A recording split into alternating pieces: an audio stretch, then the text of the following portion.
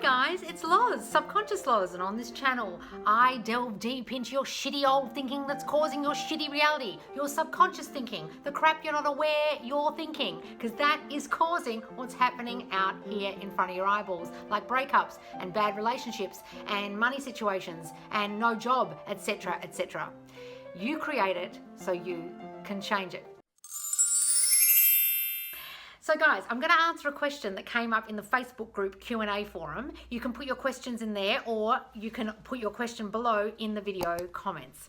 So guys, this question is about a third party. Now, a lot of you are dealing with third parties, and by third party, I mean another person has come along and taken away your person, okay? So maybe you've split up and another girl or guy's come along and now they're going out, or you've seen them on the socials and you've been triggered, or you've heard about this person. Whatever the situation is, it's a third party situation relationship wise. So if you're in one of those situations, this may help you. So the question is, what do I do about the third party when you try not to think about her and your SP together and re-triggering yourself when it comes up, and the thoughts arising of comparison of looks and not being chosen?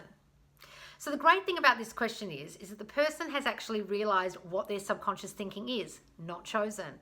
Issues with beauty, issues with feeling not beautiful enough, issues with comparing herself to other girls. You guys may not realize this, but when a third party shows up, you literally manifest them into your reality by feeling like you aren't enough, feeling like you won't be chosen by your specific person, feeling like other people are competition to you, and then there'll be competition. Now, this person's actually identified that, which is great, but she's trying to figure out, okay, what do I do if I see things? How do I not get triggered?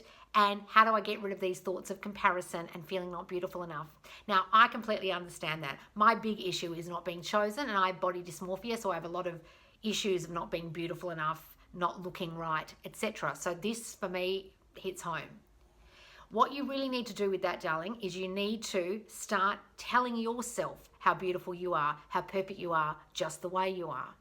Now, the thing is, a lot of people, lovely people in the group, have replied here and saying, just look at yourself, you're one of the prettiest girls I've ever seen, I swear, etc., etc.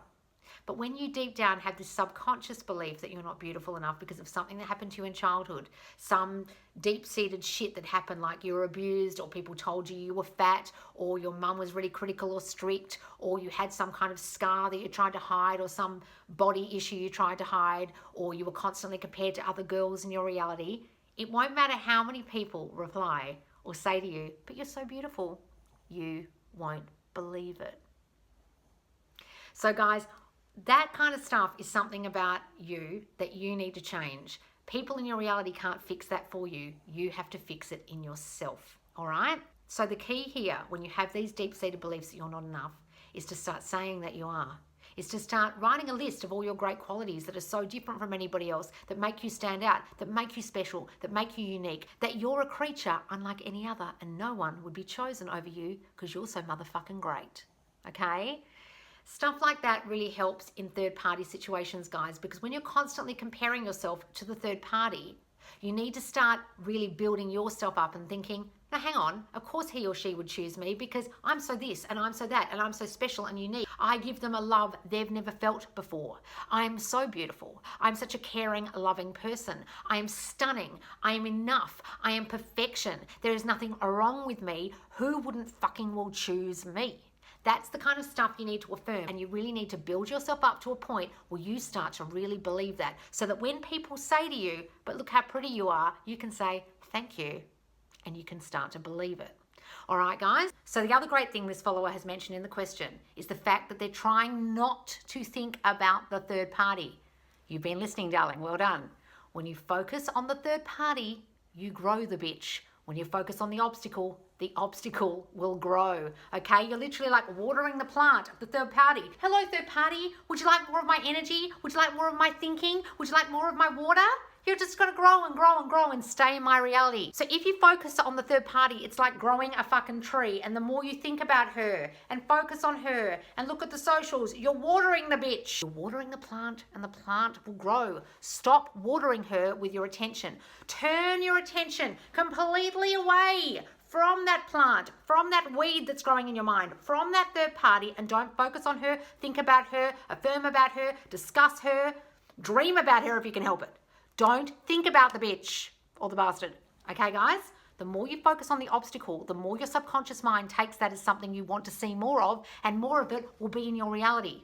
It doesn't know the difference between what you want and what you don't want. It only knows what you show it. And if you keep showing it, your SP with someone else, it'll continue to perpetuate that in your reality. So take your focus away from them as much as you can. Whenever you have thoughts of them together, banish those thoughts. Cancel out those thoughts. Have a new story. Have the living in the end story that you've created in your mind of you and your SP together. No, he's with me. He loves me. We are blissfully, happily married. Blah, blah, blah, blah, blah, blah, blah. He only has eyes for me. Rampage if you need to about how much that SP loves you, how you're already together, and don't focus, affirm, discuss, look at, visualize the third party. They don't exist. You've got to think about it this way. If you're living in the end of you and your SP together, if you and your SP were married right now, would there be a third party in that scenario? No. So therefore, you've got to live in the end of there is no third party in this scenario now.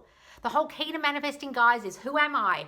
Am I in this beautiful, happy relationship with the person who has only got eyes for me? Yes. If they've only got eyes for you and you're in a beautiful, happy relationship and you are coupled up and happy or married and happy, is there a third party in that picture? No. So stop focusing on the bitch.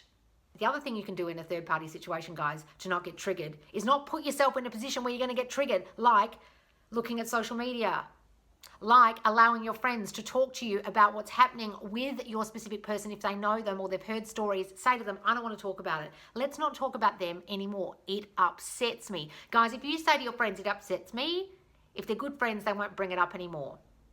If you take yourself away from the socials, trust me, it will help. Just seeing a picture of your SP with a third party will trigger you every time. So take yourself off the socials. Block them if you have to. I mean, I don't recommend blocking, but if you have to do it just for peace of mind for now, do it. Or unfavorite them or unfollow them or whatever the hell would help you. Looking at social media is really triggering. I would not recommend it unless you can really handle it.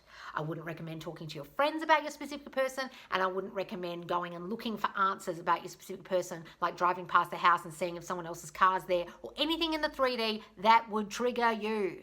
Okay, guys? So take away the triggers, that's the first thing. And then the most important thing is to build up your self-concept of being chosen, of not comparing yourself, of saying things like, there is no competition in my reality. No one compares to me. And then start saying those other affirmations that I gave you about being perfect just the way you are and everyone loves you just the way you are. All right, guys, I hope that helped. If you're in a third-party situation and you've got questions, do put your questions below in the chat or any other questions in the comments. Also, you can put your questions in the Q&A forum in the Facebook group Subconscious Laws and join my lives every Tuesday here on YouTube or daily on TikTok. Thanks so much for joining me, guys. I'll see you soon. Make sure to subscribe. See you later, guys. Bye.